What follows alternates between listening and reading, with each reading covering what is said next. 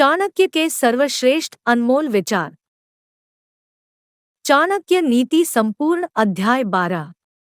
वह गृहस्थ भगवान की कृपा को पा चुका है, जिसके घर में आनंददायी वातावरण है, जिसके बच्चे गुणी है, जिसकी पत्नी मधुर वाणी बोलती है, जिसके पास अपनी जरूरतें पूरा करने के लिए पर्याप्त धन है, जो अपनी पत्नी से सुखपूर्ण संबंध रखता है, जिसके नौकर उसका कहा मानते हैं, जिसके घर में मेहमान का स्वागत किया जाता है, जिसके घर में मंगलदायी भगवान की पूजा रोज की जाती है, जहाँ स्वाद भरा भोजन और पान किया जाता है, जिसे भगवान के भक्तों की संगति में आनंद आता है, जो एक संकट का सामना करने वाले ब्राह्मण को भक्ति भाव से अल्प दान देता है, उसे बदले में विपुल लाभ होता है।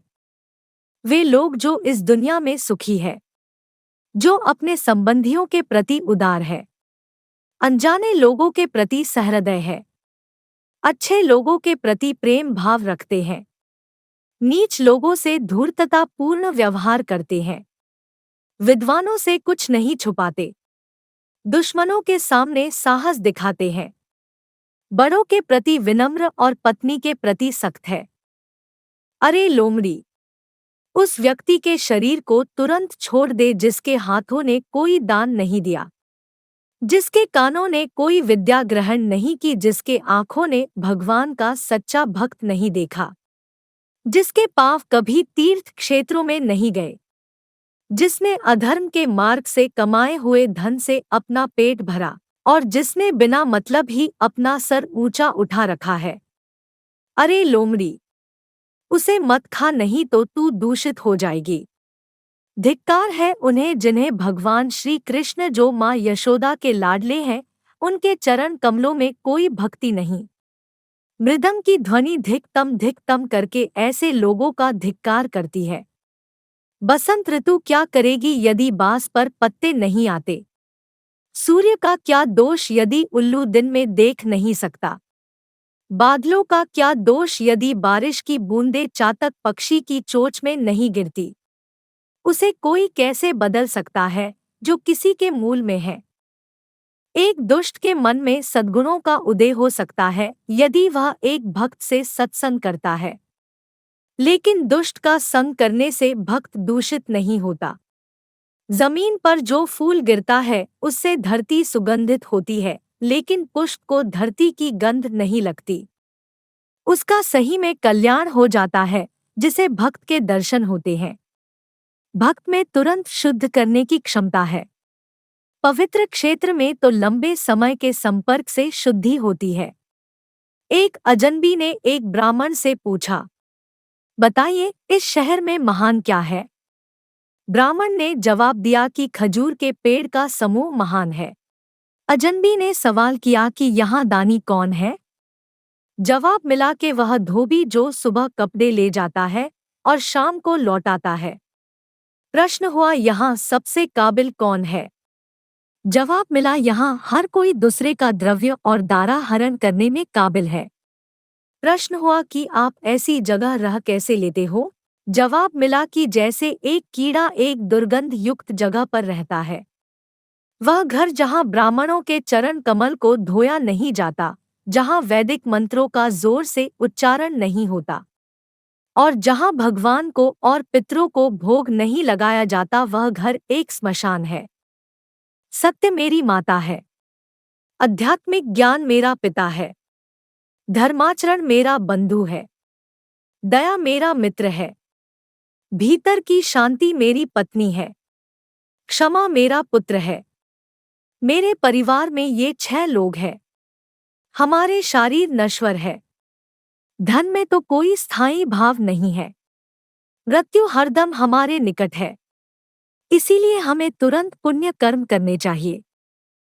ब्राह्मणों को स्वादिष्ट भोजन में आनंद आता है, गायों को ताजी कोमल घास खाने में, पत्नी को पति के सान्निध्य में, क्षत्रियों को युद्ध में आनंद आता है।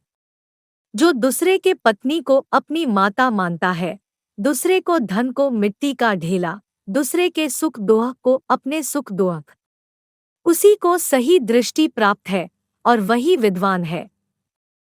भगवान राम में ये सब गुण है। 1. सद्गुणों में प्रीति। 2. मीठे वचन। 3. दान देने की तीव्र इच्छा शक्ति। 4. मित्रों के साथ कपट रहित व्यवहार। 5. गुरु की उपस्थिति में विनम्रता। 6. मन की गहरी शांति। 6. शुद्ध आचरण। 7. गुणों की परख। 8. शास्त्र के ज्ञान की अनुभूति। 8. रूप की सुंदरता। 9. भगवत भक्ति। कल्पतरु तो एक लकड़ी ही है, सुवर्ण का सुमेर पर्वत तो निश्चल है, चिंतामणि तो एक पत्थर है, सूर्य में ताप है, चंद्रमा तो घटता बढ़ता रहता है, अमर्याद समुद्र तो खारा है, कामदेव का तो शरीर ही जल गया, महाराज बलि तो राक्षस कुल में पैदा हुए, कामधेनु तो पशु ही है। भगवान राम के समान कौन है? विद्या सफर में हमारा मित्र है, पत्नी घर पर मित्र है, औषधि रुग्ण व्यक्ति की मित्र है, मरते वक्त तो पुण्य कर्म ही मित्र है। राज परिवारों से शिष्टाचार सीखे, पंडितों से बोलने की कला सीखे, जुआरियों से झूठ बोलना सीखे, एक औरत से छल सीखे, बिना सोचे समझे खर्च करने वाला नटखट बच्चा जिसे अपना घर नहीं, झगड़े पर आमदा आदमी, अपनी पत्नी को दुर्लक्षित करने वाला जो अपने आचरण पर ध्यान नहीं देता है, ये सब लोग जल्दी ही बर्बाद हो जाएंगे। एक विद्वान व्यक्ति ने अपने भोजन की चिंता नहीं करनी चाहिए, उसे सिर्फ अपने धर्म को निभाने की चिंता होनी चाहिए। हर व्यक्ति का भोजन पर जन्म से ही अधिकार है। जिसे दौलत, अनाज और विद्या अर्जित करने में और भोजन करने में शर्म नहीं आती वह सुखी रहता है। बूंद बूंद से सागर बनता है, इसी तरह बूंद बूंद से ज्ञान, गुण और संपत्ति प्राप्त होते हैं। जो व्यक्ति अपने बुढ़ापे में भी मूर्ख है वह सचमुच ही मूर्ख है। उसी प्रकार जिस प्रकार इंद्र वरुण का फल कितना भी पके मीठा नहीं होता,